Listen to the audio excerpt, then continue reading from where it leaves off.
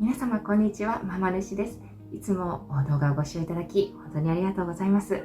前回私の乳がんの闘病に関するご報告をさせていただきましたが、まさかこんなに大勢の方にご覧いただけるとは夢にも思っておりませんでしたので、本当に驚いておりますとともに、皆様には本当に感謝の気持ちでいっぱいです。本当にありがとうございました。また皆様からいただきましたコメントを一つお一つありがたく拝読いたしました。本当に温かい励ましのコメントや、また実は私も乳がんなんですと勇気を持って打ち明けてくださった方々もいらっしゃって、このような機会をいただくことができて、本当にたくさんの勇気をいただきました。まだちょっと治療中の身であるということと、子供がまだ小さいということもあって、なかなかゆっくり PC の前に座ってという時間が少し難しい時もあるんですけれども、なるべく大勢の方と、できたらコメントをくださった全員皆様とですね、今後も交流を深めてまいりたいと思いますので、何卒今後ともよろしくお願いいたします。また微力ではございますが、私の経験が、お一人でも多くの方の乳がんの早期発見に役立ていただけるよう、また乳がんそのものの世の中のイメージというものを少しでも変えていけるような、そんなコンテンツ作りを目指してまいりたいと思います。またがんにたとえなったとしてもしっかり治療して、また再び楽しいかけがえのない日常を取り戻していけるように、私自身も治療を頑張って、また元気な姿を皆様にお見せできるように日々精進してまいりたいと思います。それでは早速今日のテーマに移っていきたいと思います。今日のテーマは、乳がんに私自身が気づけなかった、見逃してしまった、初期症状、3つについてお話ししていきたいと思います。乳がんの初期症状というと、大体ネットでも調べればすぐに出てくるかと思うんですけれども、私がちょっと特殊だったということもあるのかもしれませんが、誰しもがその分かりやすい初期症状を自覚できるというわけではないということですね。今日は、お伝えできればなというふうに思います。あと動画の後編では、私が、実際乳がんに気づけたきっかけ、ターニングポイントについてもお話をしてまいりたいと思います。特に、働き盛り、子育て真っ只中のお母様や、最近健康診断ちょっと行けてないんだよねという方にもぜひご参考にしていただけたら幸いです。それでは、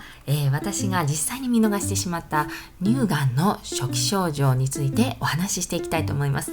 まず一つ目はしこりです。ここで乳がんの初期症状について少しご存知の方でしたら、なんでしこり見逃しちゃったのって思われる方いらっしゃるかもしれません。確かに乳がんの可能性が高いしこりっていうのは、一般的にはゴツゴツしたものとか動かないしこりというイメージありますよね。ですので実際に自分で触ってみて分かりやすいんじゃないかなって思われる方多いと思います。ですがここで、ぜひ注意していただきたいポイントがあるんですね。それは、必ずしも先ほど冒頭で申し上げたような一般的なしこりがあるとは限らないということです。実際に私は会社の健康診断で要精密検査と出るまでは左のしこりについてあまり意識してなかったんですけれども、そのしこりは柔らかくて触ると乳房の中で動くタイプのしこりだったんですね。で当時かかりつけの病院で乳がん検査ができるということだったので早速受診したんですが、先生からは触診だけじゃちょっとわからないから、組織診をしようというご提案を受けて新生検を当時受けました。で結果的には、乳がんは陰性、診断名は乳腺繊維腺腫というものでした。この乳腺繊維腺腫が、がんになって何か悪さをするというわけではないということと、何より先生に触診の際、乳がんであればこんなに、ぱいが柔らかいわけないよねっていう、その言葉ですっかり安心しきってしまってた節もあります。あとこの乳腺繊維腺腫という診断がついてしまったことによって、私の場合乳がんの発見が少し遅れてしまいました。具体的にどういうことかというと、私は計3回、受診先を変えて精密検査を受診しているんですけれども、先生の方からは前回乳腺繊維腺腫という診断を受けているのであれば、精密検査するまでもないという、そういう展開になってしまったので、自ら希望しなければ精密検査を受けることができませんでした。あと組織診のやり方なんですけれども、通常はしこりをエコーで確認しながら打っていくっていうのが通常かと思うんですが、2回目の受診先の病院では先生が触診で打つ箇所を決められていた。そこもすごく印象的でした。あくまで憶測にはなってしまうんですが、もしかしたら先生の中でも乳腺繊維腺腫に違いないだろうという、そういう先入観があったのかもしれません。ただ、乳腺繊維腺腫と最初に診断を受けた、約8年後、もうどんどんしこりは大きくなってきて、そして胸がチクチクと痛み出すようになってきたんですね。でそのことにやはり不安を感じて、乳腺外科を新たにですね、ちょっとまだ精密検査の時期には早かったんですけれども受診させていただいた結果、なんと約 4.3 センチの乳がんとリンパ節への転移が、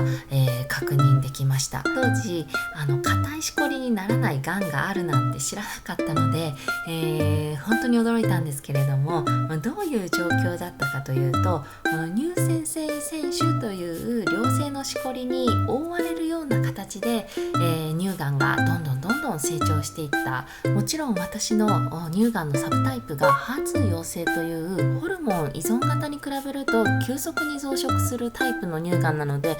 一概にいつのタイミングから成長していったかというのは断言はできないんですけれども、この乳腺繊維腺腫という存在が乳がんの発見を遅らせた要因の一つであることには間違いありません。そして次に見逃してしまった2つ目のポイント、それは乳房の形状変化です。どういうことかというと、両胸を鏡に映してみたときに、私の場合は左のしこりのある乳房が右の乳房に比べて 1.5 倍くらい大きく、左右の形が非対称でした。でもなぜ見落としてしまったかというと、先ほど申し上げた乳腺繊維腺腫という診断を受けていた後だったからなんですね。当然しこりがあれば両胸の大きさは違うに決まってるし、以前女性は赤ちゃんに母乳をあげるから、左の方が、大きいというのはそんなに珍しくないという話を聞いたこともあったので、この大きさの違いについては特に気にすることはありませんでした。そして3つ目の見逃してしまったポイント、これは脇の下の腫れ、痛みです。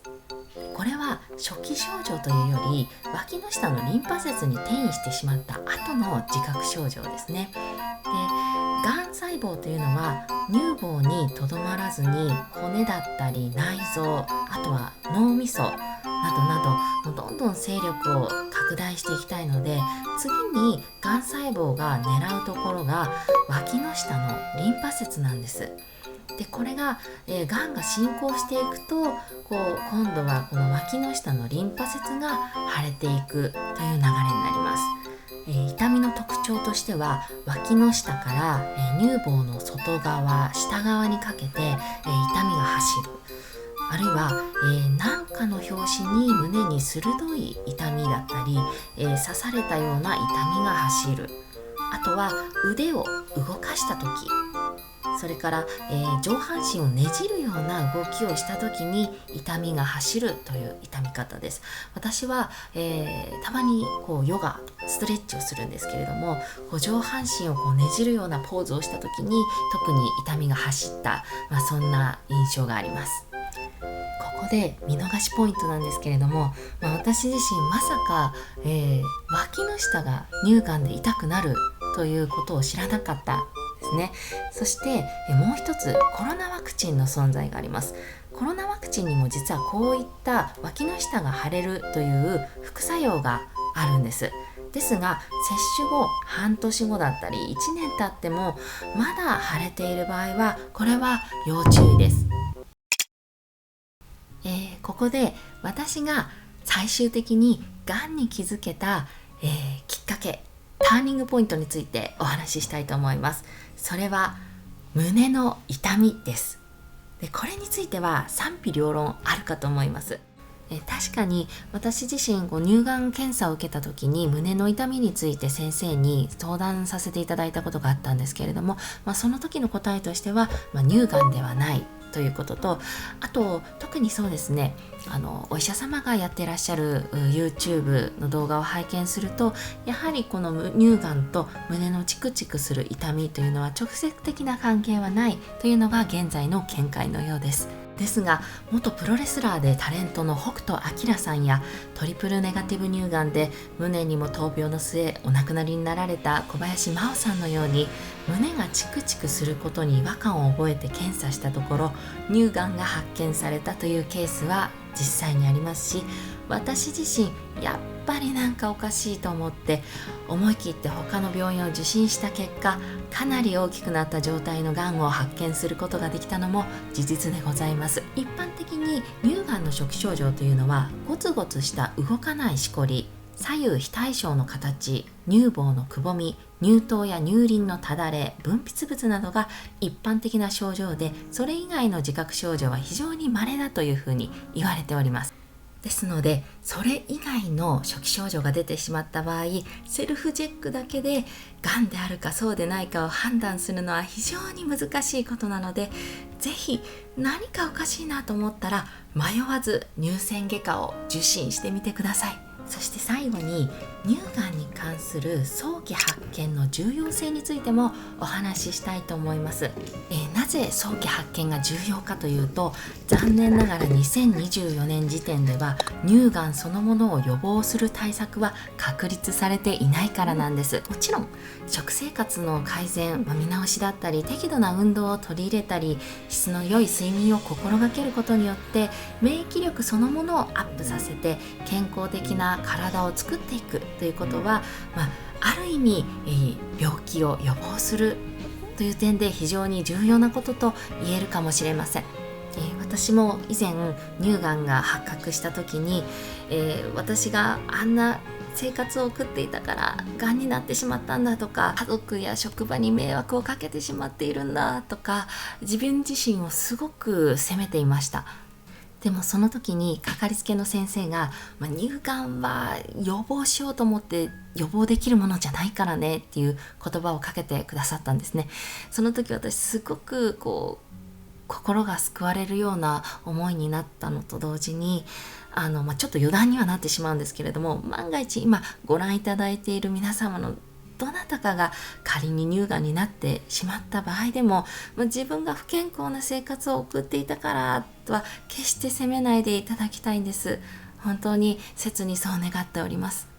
ですので話を戻しますが、乳がんに関しては早期発見が極めて重要なポイントになってきます。そして早期発見のためにはセルフチェックはもちろんのこと、しっかりと乳がん検診を受けることが必要です。なお乳がん検診は、2年に1回と毎年1回行うのと、検査結果はそれほど変わらないというふうに言われているのが現在の、医学の見解のようですが、私のように HER2 陽性やトリプルネガティブ乳がんのような急速に増殖していくがんタイプもあるので、個人的には毎年乳がん検診を受けられることを強くお勧めします。合わせてセカンドオピニオンの重要性についてもお伝えしたいと思います。あまり皆さんの不安を煽るような物言いはしたくはないんですけれども、この検査針が確実にがん細胞にヒットするとは限らないからなんです。私も良性腫瘍が邪魔をしてなかなかがんが見つからずにずっと8年間陰性判定でした。俗に言う偽陰性というものですね。そしてどんな検査を行うかっていうのは実は先生次第なんですね。先生が触診やエコー、マンモの結果からどのぐらいがんである可能性が高いかを基準に検査方法を決定していくので、私が現にがんの見つかった検査方法であるマンモトープはもちろん体に少し傷が残ってしまう、今全然目立たないんですけれども、そういうデメリットもあるため、がんの可能性が高いと判断された場合でない限りは用いられないそうなんですね。で、この先生の見極めというのが非常に肝心なんです。なので私にとってがんである可能性が高いと判断してマンモトープを提案してくださった先生はまさに命の恩人なんです。組織診であっても病院によってやり方も結構様々だったので、この出来事から、セカンドオピニオンの必要性と、また病院選びの大切さ、これを身をもって体験しました。以上、私が見落としてしまった乳がんの初期症状3つのポイントについてご紹介しました。働き盛り、子育て真っ只中な世代だからこそ、自分のことより周りのことを優先してしまい、結果として手遅れの状態になってしまったという話を本当によく耳にします。現に40代から50代女性のがん死亡原因の第1位は乳がんであると言われています。何度も繰り返しになってしまいますが、早期にがんが見つかれば治療の負担もそれだけ少なく済みます。そして、助かる可能性もぐっと上がります。ですので、今ご覧いただいている皆さんには決して見逃してほしくないので、乳がんの初期症状について正しく知っていただき、万が一異変が感じられた際にはすぐに医療機関を受診してください。受診先は乳腺外科になります。乳腺外科を受診してみてくださいね。最後までご視聴いただきありがとうございました。皆様からのコメント大変励みになります。それでは次の動画でお会いしましょう。またね。